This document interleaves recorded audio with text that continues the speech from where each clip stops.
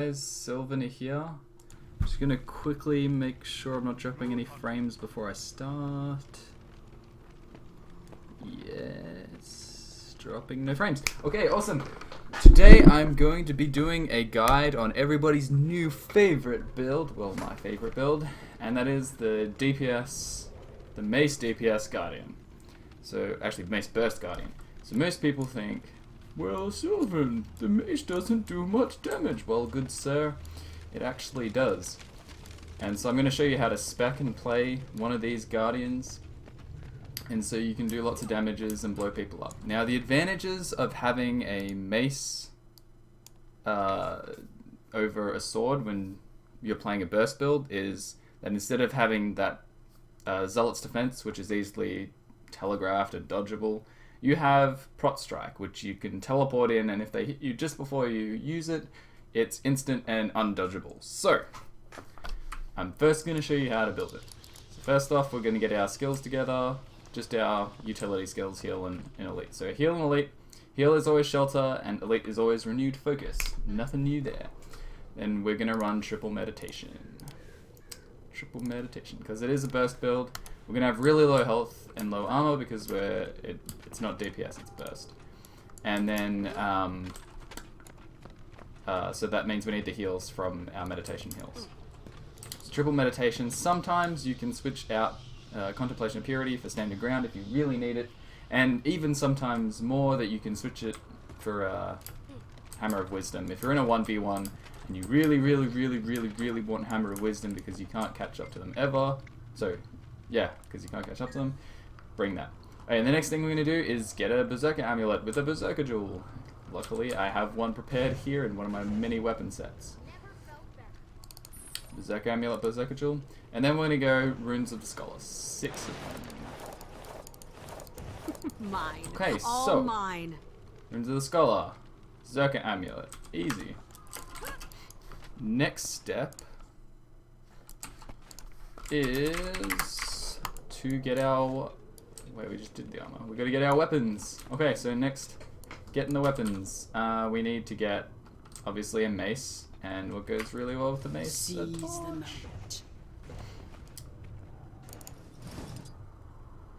Okay, so we get mace and torch. So mace torch is really good combo.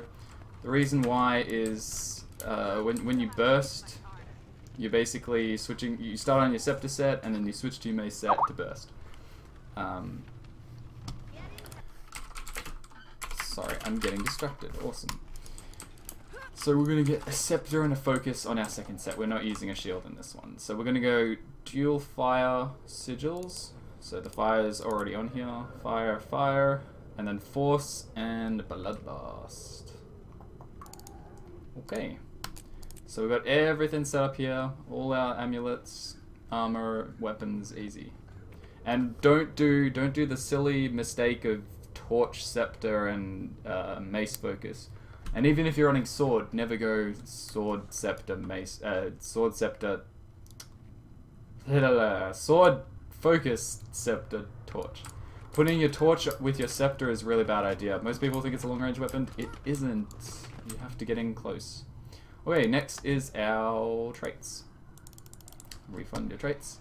5 in honor, 5 in virtues. Almost every single guardian build will run these two. Almost 100%. Then get Monk's Focus, Focus Mind, and Meditation Mastery. Everything to do with meditations. Right hand Strength, then your Torch Recharge on Radiant Fire, and then Inner Fire. Okay, so you're spec'd.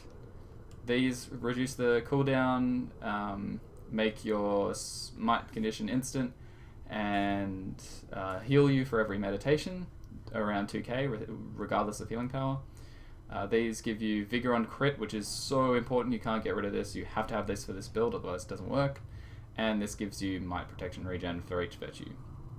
I mean, 1 for each virtue, respectively. And then you have your extra 400, something like 400 Precision, which is ridiculously good for one-hand weapons. Torch skills recharge 15% faster, and you get Fury on Fire, on Burning. Which is really common in a meta where you have a Bunker Guardian at all, and Ellie's. and engineers and anything. So I'm going to teach you how to use this build. It's very, very, very simple. Let's find something to kill. Okay, so the big one is the Instaburst. Now, it's not going to attack back, so just pretend Prot Strike hits for a lot of damage. And I'm lagging a bit, so the timing might be slightly off by a second per... Every time I do something, the timing might be slightly off. Okay, so we're going to hit 5. This is the big spike. This is if we want to one-shot someone, they're paying attention to someone else, because this is telegraphed. This part of the build is very much telegraphed. Only do it if you know you're going to get it off, okay? And, you know, like, if you're roaming to someone and they're having a 1v1 or something, you jump in and you one-shot them. That's what you're basically doing here. That's what I'm showing you right now. Okay, so you're going to get your Shield of Wrath up. So you wait, so you use Shield of Wrath. Normally you would wait like 3 seconds, then jump in, but we're going to have some other skills in the meantime. So Shield of Wrath, then Chains of Light, then double tap the Zealot's Flame, and Zealot's Flame, then Zealot's Fire. Then Virtue of Justice, then Prot Strike, Judge's Intervention, Smite. Okay? So what that does is you charge up your Shield of Wrath, so in a couple of seconds it's going to explode and do a lot of damage. Chains of Light is going to snare them and give you the vulnerability. Then you double tap the Zealot's Fire while the Zealot's Fire is traveling all the way over to the dude.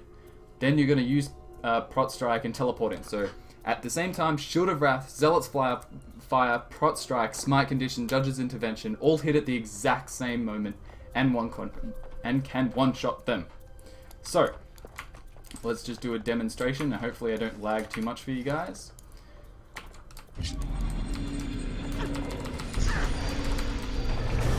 See how it all lands at the exact same time and they hit you, and for some reason Smite didn't work. Now, it doesn't look like much damage on the target here, and they didn't crit very well. But when you're actually playing against someone and they're standing there and they all crit, it's pretty much 20k damage. It's around 20k damage. Regardless of armor, if you don't crit and you have weakness and stuff, you can hit like really, really low. And that's really bad. But again, you have no control over that. It's RNG. But if you get it perfect, and because you're, this is when you're roaming, that's like the full burst when you're roaming, you can surprise your enemy and you hit like really high hits. Now the next one is if you're in a fight and you're trying to get Shield of Wrath off. So for example, against a thief, they're not going to attack you, they're not going to burst you in Shield of Wrath. Excuse me. So when you open the fight, you use Shield of Wrath, and then you switch weapons, and then when Shield of Wrath is about to explode, you Zealot's Fire, Judge's Intervention, Smite Condition.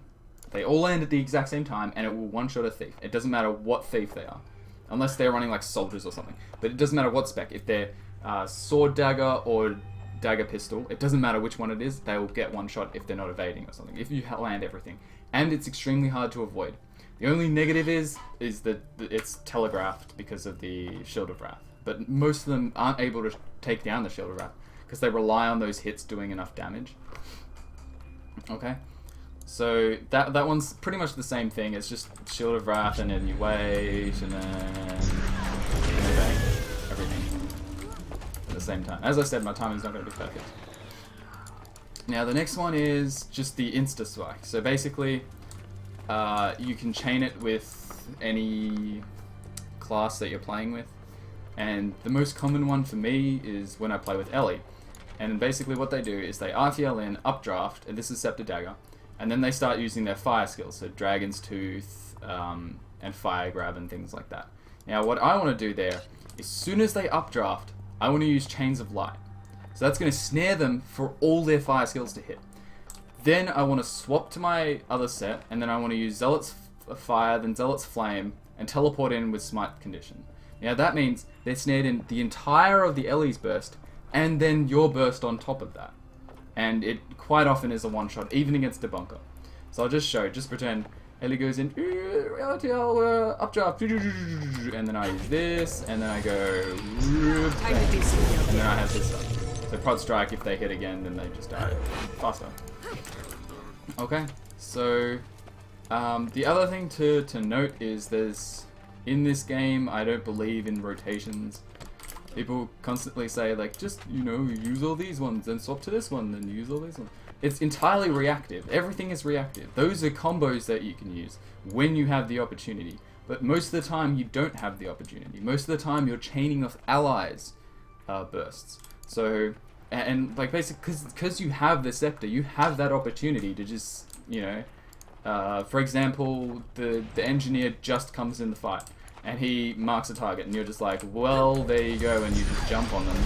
And then, well, all the nades just hit, and you did your burst, and maybe you got prot strike off, depending if they're attacking. Usually you do.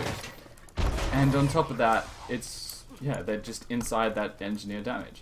So you are not 100% reliant on yourself all the time. This is also a really good build for soloing. But yeah, you can do really, really well. And just notice the crits on the auto attacks are really high as well. And this is with no bloodlust. And then Mace auto attacks are really high as well. Just so like you can just sit there and run around and attack them, and you can hit really high. Especially when people have vulnerability and things, you can hit 3Ks and even more, etc. Okay, so I hope this has helped people. This is a really short guide because it's so simple to run this. I guess the most common, if you had to ask me what the most common burst I did was, it's just this instant one where you just, you know, it doesn't kill everything instantly, but you just add it on to someone else's burst. If someone's running away, if someone's, you know, at the top of clock tower and you're at the bottom, any one of those, you can instantly teleport to them, you can instantly have this Zealot's Flame and Smite condition on. Instantly, you have all that damage on them.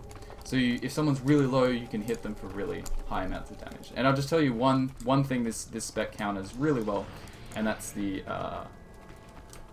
Phantasm Mesmer. So when the Phantasm Mesmer, you gotta dodge Phantasms. If you don't know how to do that, just go into a dueling arena and just look for them. Firstly, just play a Mesmer and just look at the animations.